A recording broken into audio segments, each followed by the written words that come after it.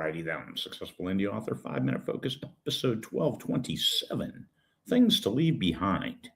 No, that's not a romance novel title. That is a rule for living, moving forward for older people. That might apply when you're younger, but it definitely applies as you get older.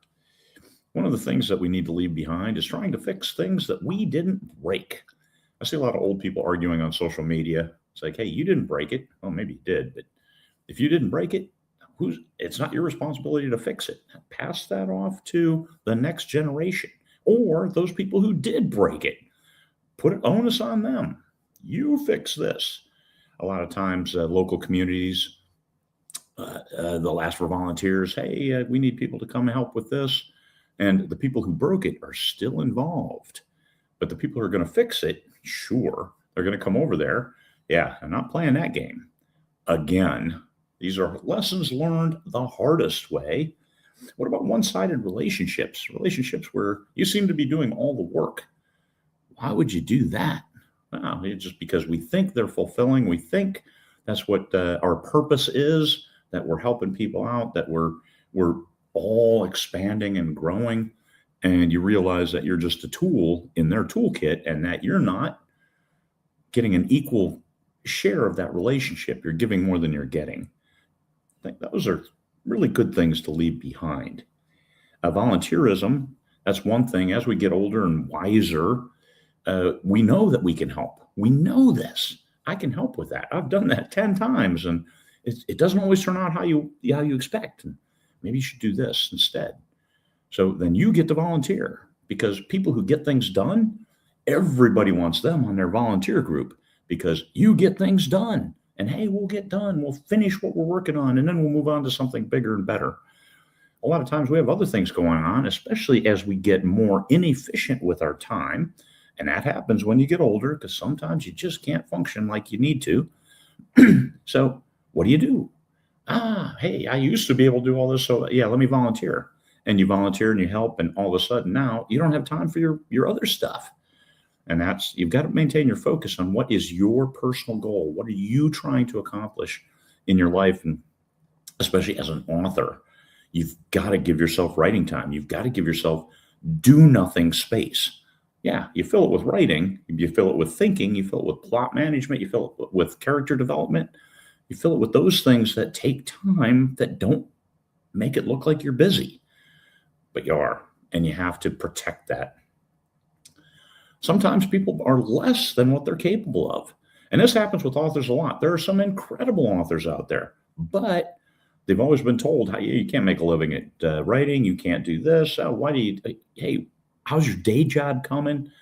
And not giving the people the support they need to launch out on an incredible career as an author. You got to give it a chance. You got to write it. And then you have to protect that time writing so you can create even better. And then learn, move forward, get that book out there, and then get the next one written.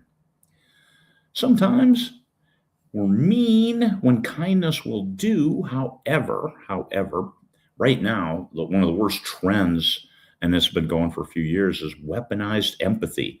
Oh, you obviously don't care about our community because you're not volunteering. You're not doing, hey, hang on. We have to take care of ourselves and our families first and foremost. If you don't have any time left over to volunteer, well, guess what? I'm not volunteering. I don't have time for that. You obviously don't care. Yeah, no, it's not obvious. And I do care. And no, I'm still not doing it. You have to sometimes, that's the hardest thing to do, is setting those boundaries, saying no. And that's what you leave behind. You leave behind your desire to always say yes. Oh, people want me. People like me. People will use you is what they'll do. So, hey, can you be on my anthology? Can you write this for me? Hey, here's a great idea. Write it for me and we'll split it 50-50. That's the worst thing an author can hear, because that's garbage. If I'm going to do all the work writing it, I'm going to take all the benefit of having written it, which is the royalties, which is the chance for more success. I got out there yesterday trying to walk in the algal bloom because of the wind. I got a face full of it a lot of times, and finally I had to come back and breathing not so great. But wind is up a little bit. I might go out and walk again. Got to get those steps, but damn, it's hard. All right, there we go. Things we leave behind. Look at your life. Look at what you're doing. Look at what brings value to you and your family. Look at what brings a benefit to you. So if helping out over here helps you, then do it.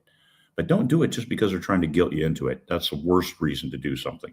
So leave some of that stuff behind and take care of yourself first. Focus on your goals. Have your goals clearly defined so you can embrace those and say, this doesn't meet with what I'm trying to do over here. So I'm going to do this. So got to tell you no. And no is one of the hardest things, and separating out relationships that aren't beneficial. And it's not that you have to just cut all and burn all bridges, cut all ties. No, it's just, you just let it taper off. And I'm putting in a lot more than I get. So let me step away from this. Don't be mean when kindness will do, but don't also fall for the weaponized empathy. It doesn't, it shouldn't work on you. Don't let it. Peace, fellow humans.